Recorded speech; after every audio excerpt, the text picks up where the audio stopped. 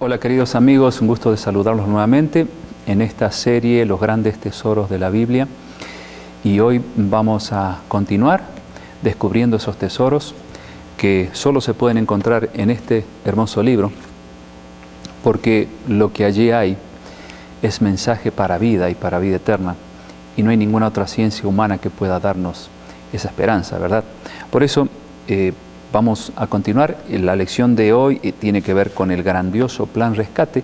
Estudiamos la lección anterior acerca de cómo se originó el mal en este mundo. Vimos algunos detalles que van más allá de lo que ustedes y yo hemos conocido acerca de la entrada del pecado a la tierra. Hemos visto un poco la historia del autor del pecado, Lucifer, luego transformado en Satanás, en adversario, en el diablo, conocido con tantos otros nombres, y de qué manera el Hijo de Dios vino a esta tierra para destruir las obras de Satanás y poder darnos a nosotros la salvación que Adán y Eva habían perdido por causa de la desobediencia. En otras palabras, Jesús vino a salvar, como dice en los Evangelios, lo que se había perdido. Y gracias a Dios por eso, porque si no, realmente ustedes y yo estaríamos definitivamente perdidos. Vamos a orar antes de entrar a esta apasionante lección. Gracias, nuestro Padre, por poder estudiar tu palabra nuevamente. Sabemos que hay allí grandes tesoros que seguiremos descubriendo, pero pedimos tu guía y tu dirección para que eso sea una realidad, y que bendigas a mis amigos, y si hay algún problema entre ellos, alguna dificultad, alguna enfermedad, rogamos que en este momento tú te manifiestes en sus vidas y los liberes de todo mal. En el nombre de Jesús. Amén.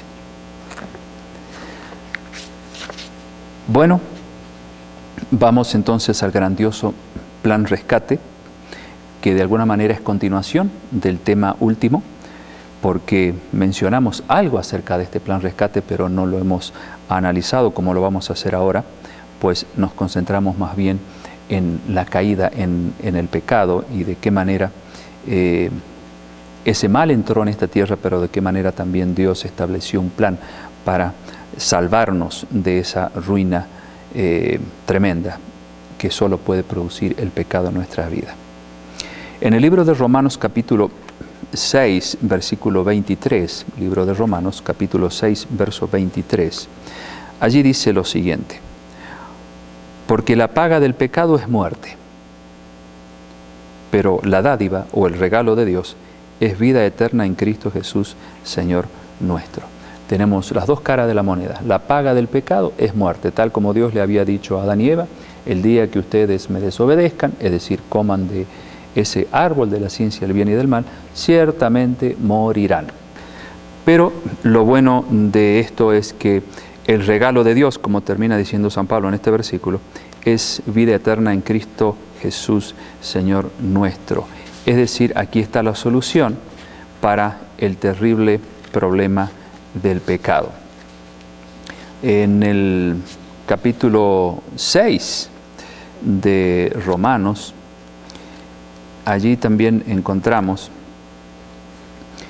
es el capítulo 3 de Romanos, el versículo 23, el 6 es donde estuvimos recién, ahora vamos al capítulo 3, versículo 23, dice así: por cuanto todos pecaron y están destituidos de la gloria de Dios. En otras palabras, no existe en este mundo ningún ser, ni existió, excepto Jesús, ningún ser humano que no haya cometido pecado. Y por lo tanto estamos, dice San Pablo, destituidos, que quiere decir separados de la gloria de Dios. De tal modo que Dios ni siquiera puede considerarnos como sus hijos, pues desde el momento que por ignorancia hemos estado siendo guiados por las filosofías de Satanás, enseñándonos los malos caminos de este mundo, entonces estamos en ese estado viviendo como hijos de otro padre, es decir, Satanás, el falso padre. Pero Dios, a través de su Hijo, quiere rescatarnos de esa paternidad demoníaca y llevarnos nuevamente a su familia celestial y tratarnos entonces, o considerarnos como sus hijos. Estas son las grandes consecuencias, amigos, del pecado. No es simplemente un error, una caída, sino que ha hecho una brecha, ha abierto un gran abismo que separa a Dios del hombre, y ese abismo únicamente pudo ser salvado a través de la cruz de Cristo. Por eso, si tuviéramos un pizarrón, yo lo ilustraría de esa manera: un barranco aquí, otro aquí. Aquí pondría al hombre, aquí a Dios, y el hombre no puede de ninguna manera volverse a Dios, porque ese abismo que se llama pecado lo separa. Está destituido, como dice San Pablo, de la gloria de Dios. Pero Jesús vino a poner un puente a través de la cruz del Calvario que une esos dos barrancos, es decir, al hombre y a Dios. Y a través de Cristo podemos volver a nuestro Padre y ser nuevamente sus hijos. En el libro de Romanos, volvamos a ese mismo libro, también tenemos otra declaración de San Pablo que nos dice, ahí en el versículo 24, a continuación del 23 que leímos: siendo justificados gratuitamente por su gracia mediante la redención que es en Cristo Jesús. O sea, así como leímos en el capítulo 6 de Romanos, por un lado el problema, el pecado, pero por otro lado la solución, la dádiva de Dios, que es Cristo, el regalo para nuestra salvación. Aquí también San Pablo dice, estamos separados de la gloria de Dios, pero somos perdonados o justificados, como dice aquí, que es un sinónimo, gratuitamente por su gracia. En otras palabras, podemos ser libres del pecado, podemos ser perdonados por Dios, porque Jesús venció por nosotros y nos otorga el perdón si nosotros acudimos a Dios por medio de Jesús. Ustedes saben que si un niño cae en un abismo, el padre hará todo lo que esté a su alcance para rescatarlo. Si un niño está secuestrado, el padre buscará las 1001 formas de poder rescatar a su hijo. Si un niño está muy enfermo, el padre quizá gastará todo lo que tiene con tal de recurrir a un buen médico que lo sane. Pues ¿no les parece, amigos, que Dios el Padre tuvo que hacer algo similar con la humanidad? ¿Qué pasó con este mundo? Cayó en la enfermedad del pecado, cayó en el engaño de Satanás, pero como Dios es amoroso, entonces trazó un plan y dijo, algo tenemos que hacer por estos hijos que han sido desviados del camino de la felicidad, de la obediencia y de la salvación.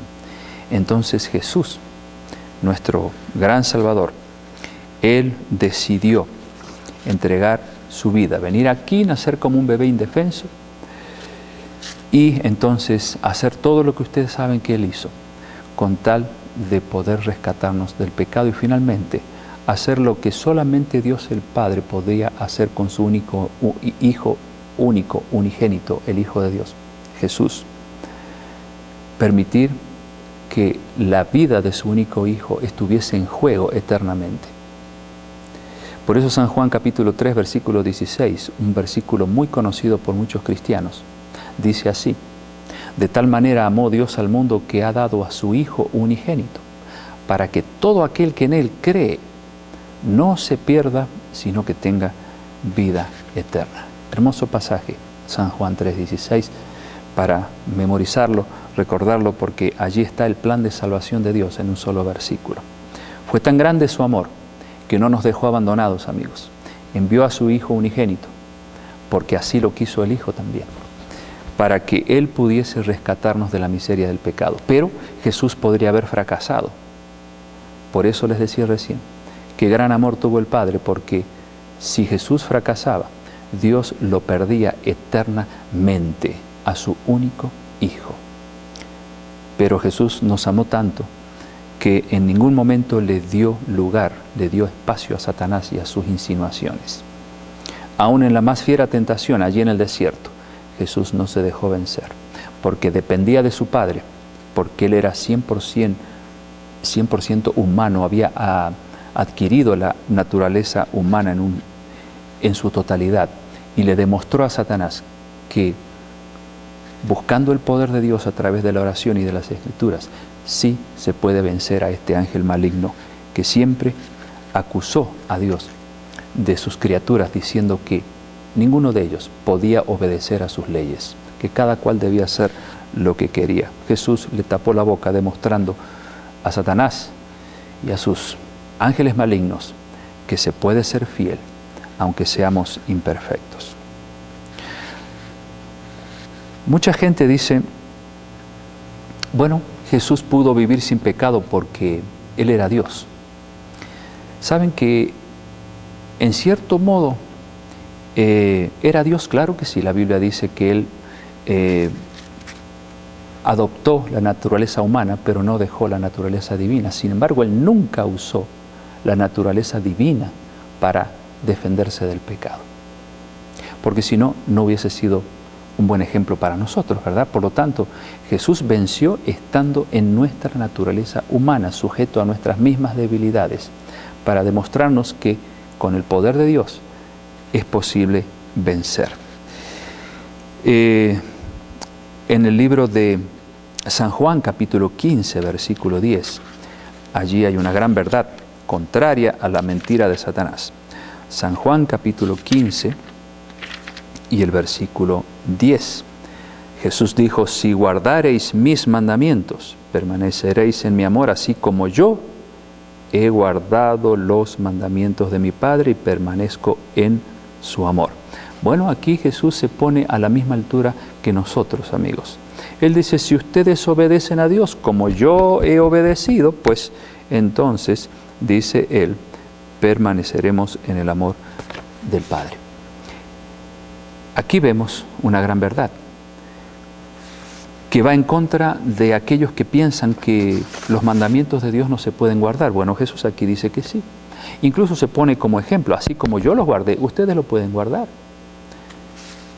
Porque Él como humano guardaba los mandamientos de Dios por un solo y simple hecho, por el amor que Él tenía hacia su Padre. Si nosotros amáramos a nuestro Dios y a Jesús de la forma que ellos esperan que los amemos, entonces yo creo que la obediencia sería mucho más fácil. Por eso más adelante, o un poquito más atrás, mejor dicho, en el libro de San Juan, capítulo 14, versículo 15, Jesús dijo, si me amáis, guardad mis mandamientos. Así de simple. No se necesita mucha teología ni mucha filosofía para entender de qué manera un ser humano puede ser fiel a Dios. Tan solo, como dijo Jesús, si ustedes me aman, igual a obediencia. No me aman, igual a desobediencia. Así de simple. Sin embargo, los seres humanos se quiebran la cabeza pensando de qué manera uno podría resolver esta cuestión. Sin embargo, aquí está en la palabra de Dios el secreto. El amor hacia Dios, reconocer lo que Jesús ha hecho por nosotros.